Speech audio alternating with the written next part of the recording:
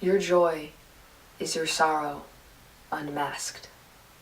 And the self-same well from which your laughter rises was oftentimes filled with your tears. And how else can it be? The deeper that your sorrow carves into your being, the more joy you can contain. Is it not the cup that holds your wine the very cup that was burned at the potter's oven? Is it not the lute that soothes your spirits the very wood that was carved with knives?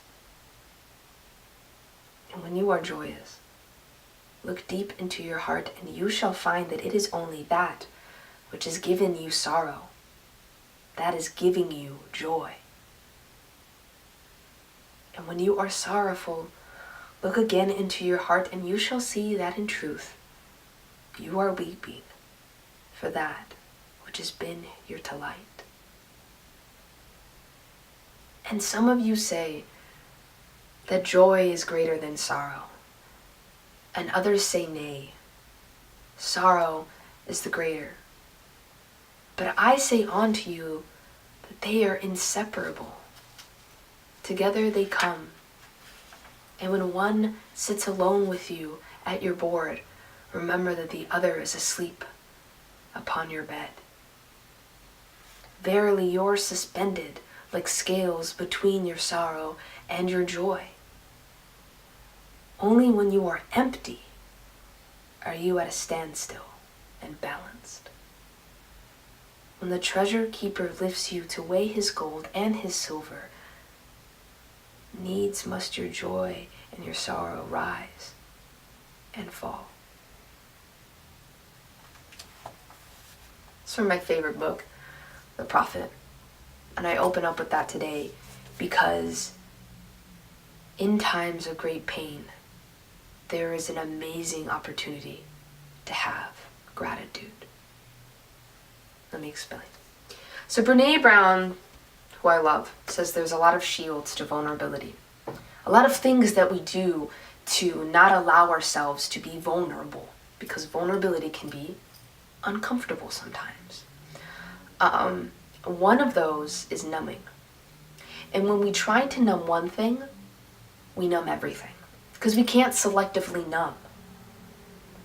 And so when you try to numb the pain of not being able to be with someone, or the pain of someone not understanding you, or the pain of a missed connection, or whatever it is, you are also numbing the joy of that. And when you recognize that joy and sorrow are the same and that they come together, you then realize that if you allow yourself to sit in that pain, you can then dissolve that into the joy. And when you are in joy, you can allow that to turn into gratitude for the joy existing in your life. I had an argument with someone who I dearly love one time. And during this argument, I looked at them and was just like, you realize what's going on here, right? We care about each other. I care about you. You care about me. And that's why we're in this pain right now, in this moment. And I don't know, we were arguing, but it's because we care. And we deeply cared about each other.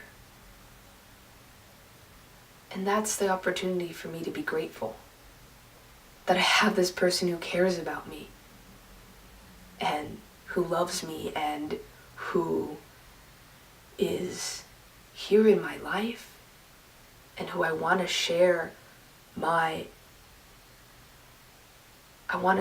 myself with them, you know? And we do that with family and with friends, and that's why it hurts so much when we feel like they're not seeing us or hearing us. But it's because we've chosen to share this sacredness with them. And they've chosen to share this sacredness with us. So, just a gentle reminder, it's okay to numb, we do it to survive. But don't forget to allow yourself to feel the joy and the gratitude for the connections that you have in your life. Because you are loved beyond reason, beyond doubt, beyond logic. You are loved beyond all the barriers that exist within yourself. To the love that's already in your life. You are loved. Have a beautiful day.